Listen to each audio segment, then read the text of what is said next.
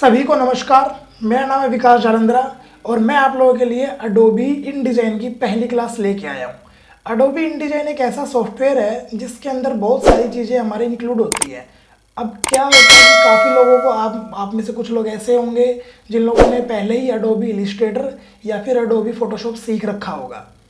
दोनों ही सॉफ्टवेयर सीखने के बाद लोगों को लगता है कि यार अडोबी इंडिजाइन की ज़्यादा वैल्यू नहीं है, या फिर अगर आप बड़े बड़े इंस्टीट्यूशन पे अगर सीखने भी जाओगे तो सभी लोग ये कहेंगे कि ये सिर्फ एक 1 वीक का सॉफ्टवेयर है, जबकि बेटा ऐसा बिल्कुल नहीं है। अडोबी इंडिजाइन की अगर मैं बात करूं तो ये कहने में तो ठीक है कि सब लोग कहते हैं कि एक छोटा सॉफ्टवेयर है, या फिर इसका कोई अगर इंट्रोडक्शन भी देता है तो इसके बारे में ना थोड़ा थोड़ा बताते हैं, या मान लो अगर मैंने अभी यूट्यूब पे भी रिसर्च किया है, थोड़ा सा देखा है लोगों को, तो ठीक है इलिस्ट्रेटर और फोटोशॉप की तो बहुत सारी क्लासेस दे रहे हैं, लेंथी क्लासेस भी है, शॉर्ट क्लासेस भी है और काफ़ी सारी क्लासेस है। लेकिन जब मैं उनका इंडिजाइन का पोर्शन देखता हूँ, कहते हैं नहीं, उनकी प्लेलिस्ट देखता हूँ, तो उसमें मुश्किल से 5-6 क्लासेस, 10 क्लासेस, या कोई ज़्यादा अगर किसी ने दी हुई है तो 20-25 क्लासेस दे दी, लेकिन उसमें उन लोगों ने कुछ एक्सप्लेन नहीं किया होता। अब मैं क्या स्पेशल लेके आया हूँ? यस ऑफ कोर्स, अगर सॉफ्टवेयर से मैं तो जाहिर सी बात है बेसिक चीज़ें मैं सभी सिमिलर ही बताने वाला हूँ आप लोगों को, लेकिन मैं इसमें आप लोगों को वो चीज़ें भी बताऊँगा जो अभी तक मुझे लगता है कि यूट्यूब पर किसी ने नहीं आपको बताई है। उम्मीद करता हूँ आप लोग इस चीज़ को सीखेंगे, समझेंगे, और जहाँ तक मेरा अभी टारगेट है 1 महीने में आपको अडोबी इंडिजाइन की वो बारीकियाँ बताने वाला हूँ जिसके बाद आपको लगेगा कि हाँ अडोबी इंडिजाइन में ये सब भी था और अभी तक हम लोगों को पता नहीं था। इंडिजाइन की क्लासेस मैं आप लोगों को ये एज्यूम करके सिखा रहा हूँ कि अभी तक आप लोगों को इंडिजाइन, अडोबी इलिस्ट्रेटर या फिर अडोबी फोटोशॉप, इन तीनों सॉफ्टवेयर के बारे में बिल्कुल नॉलेज नहीं है, ज़ीरो लेवल पे। क्योंकि मुझे नहीं पता आप लोगों का आप कौन सीख रहे हैं, कोई टीचर है, कोई स्टूडेंट है, या कोई बिगिनर ही है जो पहली बार कोई अडोबी का सॉफ्टवेयर सीखने वाला है। तो यस बेटा, अगर आप लोग पहले सीख चुके हैं तो आप लोगों के लिए स्टार्टिंग की 1-2 क्लासेस थोड़ी सी बोरिंग हो सकती है, बट ये मेरा दावा है कि जब जैसे जैसे हम लोग आगे क्लासेस करेंगे आप लोगों को बड़ी अच्छी क्लासेस लगेंगी। ठीक है, तो आप लोगों का ज़्यादा टाइम वेस्ट नहीं कर रहा हूँ, और आज मैं पहली क्लास इसलिए बोल रहा हूँ क्योंकि आज सिर्फ एक इंट्रोडक्शन होगा। इंट्रोडक्शन की बात मैं अगर करूँ तो आपको सिर्फ सॉफ्टवेयर्स का ओवरव्यू बताया जाएगा कि हाँ ये सॉफ्टवेयर क्या है, क्यों यूज़ किया जाता है, कौन कौन लोग इस सॉफ्टवेयर को सीखना चाहते हैं, या किन किन लोगों के लिए ये सॉफ्टवेयर यूज़फुल होगा। तो मैं अपनी स्क्रीन पे ले चलता हूँ आपको कि इसका ओवरव्यू क्या है, इसका इंटरफेस कैसा लगता है। ठीक है, चलिए बेटा, ये मैंने अडोबी इंडिजाइन अपना सॉफ्टवेयर खोल लिया। सभी लोगों को पता है कि एक वेलकम स्क्रीन आती है हम सब के सामने। उसके बाद हम लोग यहाँ से जाएंगे और एक क्रिएट न्यू डॉक्यूमेंट्स करेंगे। जैसे ही हम लोग इस पोर्शन पे आते हैं हमारे पास ना कुछ सेटिंग्स मांगता है ये कि भैया आप लोगों को क्या क्या पेज सेटअप करना, क्या चूज़ करना है। बेटा इसके बारे में आपको टाइम टू टाइम में थोड़े टाइम के बाद सिखाऊंगा। हो सकता है कि जो सेकंड क्लास होगी उसी के मैं अंदर मैं इस चीज़ को सिखा दूं, लेकिन अभी सिर्फ आपको इसका इंट्रोडक्शन दे रहा हूं, इसलिए आपको ये चीज़ें नहीं बता रहा हूं। मैं सिंपली जाता हूं, प्रिंट पे कमांड पे क्लिक करता हूं, और यहाँ से एक A4 साइज़, A4 साइज़ क्या होता है, साइजेस के बारे में भी आपको एक्सप्लेन करूँगा, बट अभी आपको इतना बता दूं A4 साइज़ वो होता है जो आप लोग फोटो कॉपी निकलवाते हैं ना, फोटो स्टेट जिसे बोलते हैं, तो जो पेपर होता है उसको A4 साइज़ होता है। ठीक है, अभी मैंने इस पर क्लिक किया और मैंने क्रिएट एक न्यू डॉक्यूमेंट्स कर दिया। सिंपल, कोई सेटिंग्स नहीं छेड़ी अभी तक। ठीक है, आप लोग देख रहे होंगे कि मैं स्क्रीन कभी यहाँ देख रहा हूँ कभी वहाँ देख रहा हूँ। ऐसा क्यों है? क्योंकि मेरा बेटा कैमरा इस साइड रखा हुआ और मेरी स्क्रीन इस साइड रखी हुई है।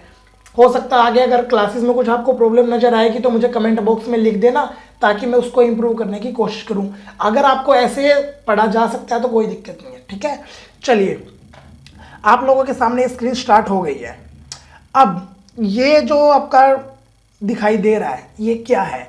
ये आपका एक, ठीक है, ऑब्वियसली सबको पता है ये क्या है, मेन्यू बार, जिसके अंदर आप लोगों ने अगर पुराने कोई सॉफ्टवेयर सीखे हैं, या फिर अगर आप लोगों ने माइक्रोसॉफ्ट के भी अगर software MS Word, MS Excel या कुछ भी आपने सीखा होगा, तो उनके अंदर भी ऐसे ही एक फाइल बना हुआ आता है। तो इसके अंदर फाइल, एडिट्स, मेन्यू, इसके अंदर ऑप्शंस भी हम लोग बाद में सीखेंगे।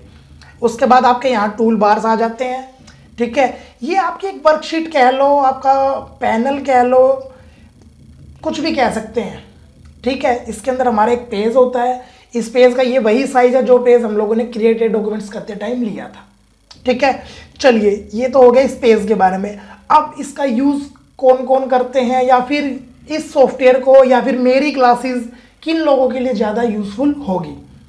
नंबर 1, जिन लोगों को भी पब्लिकेशन हाउस, पब्लिशिंग इंडस्ट्रीज, या फिर अगर आप लोगों को लेटेस्ट के बारे में सब लोगों को पता है कि डिजिटल पब्लिशिंग बहुत अच्छा चल रहा है। For example Amazon Kindle, Amazon Kindle पे जितने भी आप लोगों ने ई पब्स देखे होंगे, जिन्हें ई बुक्स का नाम दिया जाता है, ई पब्लिशिंग के लिए जितनी भी चीज़ें आपको बनी होती है, जैसे ई पब आप कभी बनाना चाह रहे हो, या मान लो आप चाह रहे हो कि अपनी खुद की, कुछ आप में से कोई ऑथर है या कोई राइटर है जो चाह रहा है कि मैं अपनी खुद की कोई बुक पब्लिश करूं, और वो उसके पास इतना बजट नहीं है कि वो किसी को वो टाइप सेटिंग के लिए दे सके, तो आप लोग अपना खुद का सेटअप तैयार कर सकते हैं। मेरी सिर्फ इस क्लास के बाद मेरा जो एक क्लास का एक प्लेलिस्ट बनेगी आपकी, शायद 20 से 25 क्लासेस बनेगी, उसके अंदर आप लोग जैसे ही आप वो कंप्लीट कर लोगे तो आप खुद अपने घर बैठ के आप अपनी खुद की बुक पब्लिश करने के लिए लायक हो जाओगे। पूरा प्रोसेस मैं आपको इन वीडियोस के अंदर बताने वाला हूँ। नंबर 2, सभी लोगों को पता है कि क्या आजकल कोरोना का पेंडेमिक टाइम चल रहा है। अब कोरोना का टाइम चल रहा है तो सभी लोग ऑनलाइन क्लासेस ले रहे हैं। कौन लोग? जितने भी प्राइवेट या गवर्नमेंट स्कूल्स के टीचर्स हैं। नॉट इवन इंडिया कंट्री की अगर मैं बात करूं, ऑल ओवर द वर्ल्ड सभी लोग ऐसे ही डिजिटल क्लासेस ले रहे हैं, बच्चों को लाइव इंटरेक्ट कर रहे हैं। जैसे आप वहाँ बैठे हो, मैं घर में यहाँ घर पे बैठा हूँ या ऑफिस में या कहीं पे बैठ के अपनी क्लास ले रहा हूँ। इवन जो जितनी भी बिजनेस की मीटिंग्स होती हैं वो सभी भी ऐसे ही मीटिंग्स अभी पेंडेमिक टाइम में चली है। लेकिन ये वाला सॉफ्टवेयर किन के लिए ज़्यादा यूजफुल है? जितने भी टीचर्स हैं। इवन अगर टीचर्स की मैं बात करूँ, नॉट इवन प्राइमरी लेवल या 10th 12th या कॉलेज लाइफ के, इवन जितने उसके साथ जितने भी कोचिंग सेंटर अभी चल रहे हैं आपको पता है गवर्नमेंट जॉब का एक अच्छा खासा क्रेज होता है इस दुनिया में, तो हमारे इंडिया में कुछ ज़्यादा खास करके है। तो सब लोग क्या करते हैं कि अपने कोचिंग क्लासेस चला रहे होते हैं। अब वो लोग क्या करते हैं कि सभी लोगों को अपना ना एक कंटेंट तैयार करना होता है। अगर मैं जैसे मान लो अभी मैं भी आपकी क्लास ले रहा हूँ तो मैंने भी एक खाका तैयार कर रखा है कि आज मुझे आपकी क्लास में क्या पढ़ाना है। तो उनके लिए क्या है कि एक डिजिटल कंटेंट तैयार करना पड़ता है, जो आजकल लोग पीपीटी वगैरह में यूज़ कर रहे हैं। माइक्रोसॉफ्ट पावर पॉइंट के अंदर बना रहे होते हैं या कुछ माइक्रोसॉफ्ट वर्ड के अंदर बना रहे होते हैं, लेकिन वो उतना ना तो अट्रैक्टिव होता है ना ही उतना अच्छे से अरेंज किया होता है।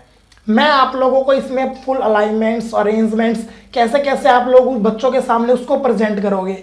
मेरा एक फ्रेंड है जो एक शेफ़ है और बड़ा अच्छे होटल में काम कर रहा है, वो अच्छे पोजीशन पे है वो, तो उसने मुझे बताया था कि डिश है ना कितनी भी अच्छी बना लो, लेकिन जब तक अगर आप उसको अच्छे से रिप्रेजेंट नहीं कर सकते हो ना तो वो डिश उतनी अच्छी खाने के लायक नहीं रहती, मतलब लोगों को उतनी अट्रैक्टिव नहीं लगती। लगता है कि यार नहीं। उसका कहना है कि अगर हम लोग किसी डिश को प्रेजेंट कर रहे हैं ना तो सामने वाले के मुंह में पानी आ जाना चाहिए, राइट।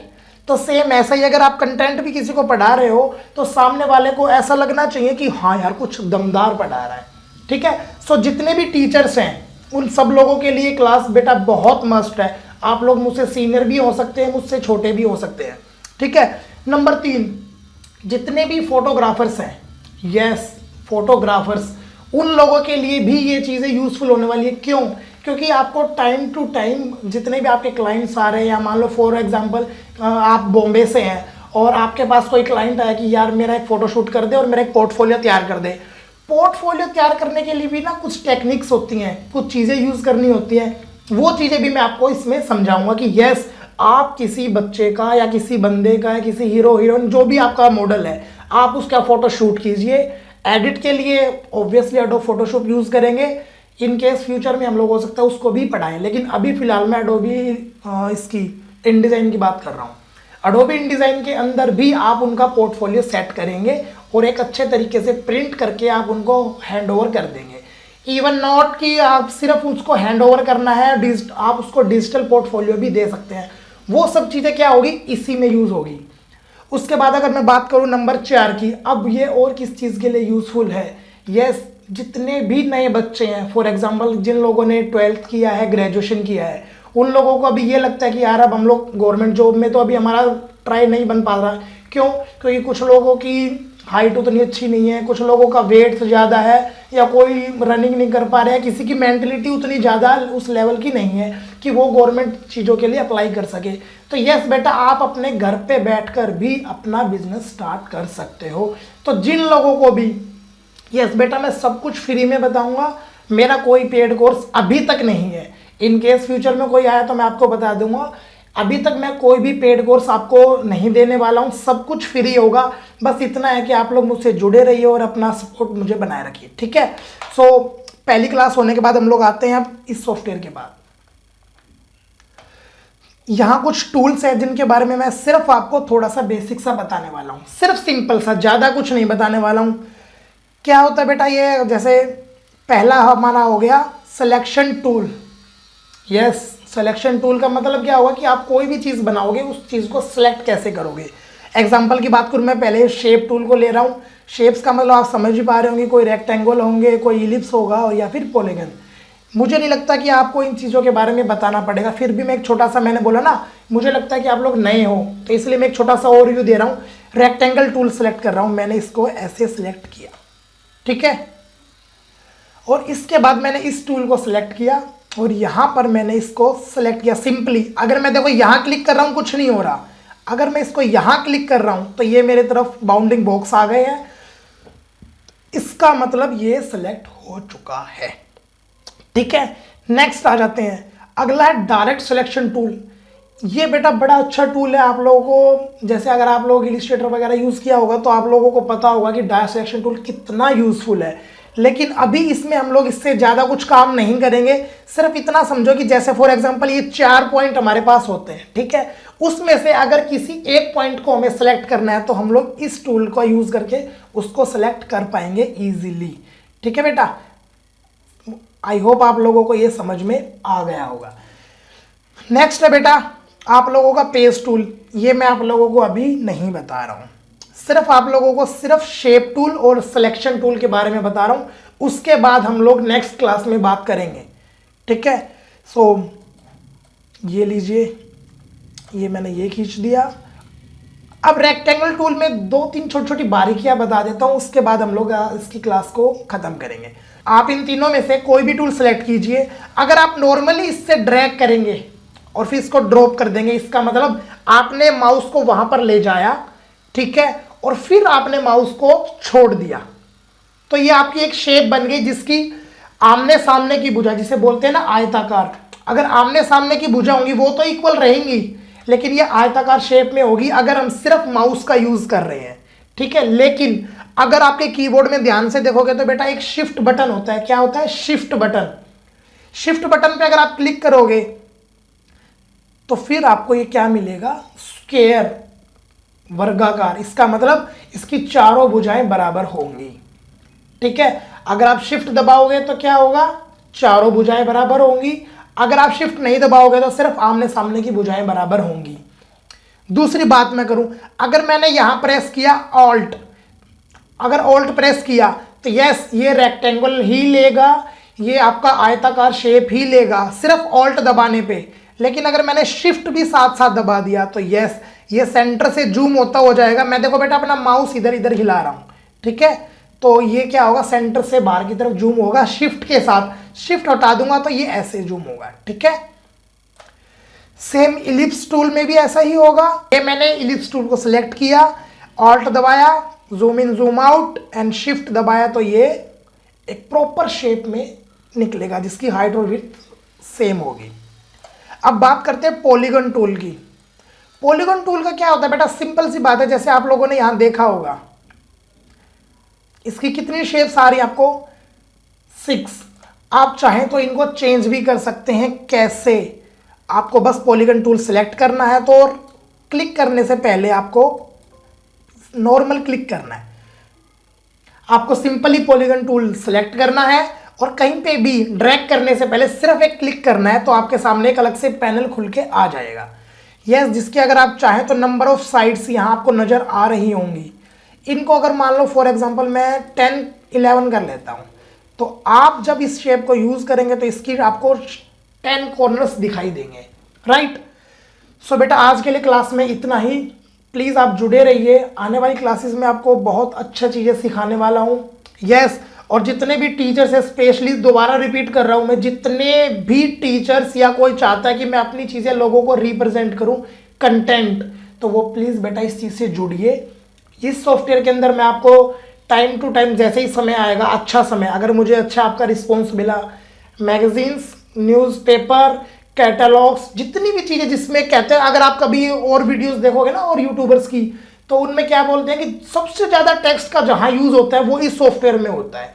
कहने का मतलब अगर टेक्स्ट की अमाउंट सबसे ज़्यादा होगी तो हम इस सॉफ्टवेयर का यूज़ करेंगे। यस बेटा, टेक्स्ट के अमाउंट के साथ साथ उनको रिप्रेजेंट भी तो करना है ना। आपने जितनी भी अपनी बुक्स देखी होंगी वो सब की सब पहले अलग सॉफ्टवेयर्स में यूज़ होती थी, लेकिन करंट टाइम पे सब अडोबी InDesign में यूज़ हो रही हैं। सब लोग यहीं से बना रहे हैं, सब लोग यहीं से काम कर रहे हैं। धीरे धीरे मैं आप लोगों को इसकी बारीकियां भी बताऊंगा और वो चीज़ें बताऊंगा जो मुझे लगता है कि सभी लोगों ने छोड़ दी हैं। अगर आपको मेरी क्लास पसंद आई है तो प्लीज़ यार लाइक, शेयर और कमेंट जरूर कीजिए। नमस्कार।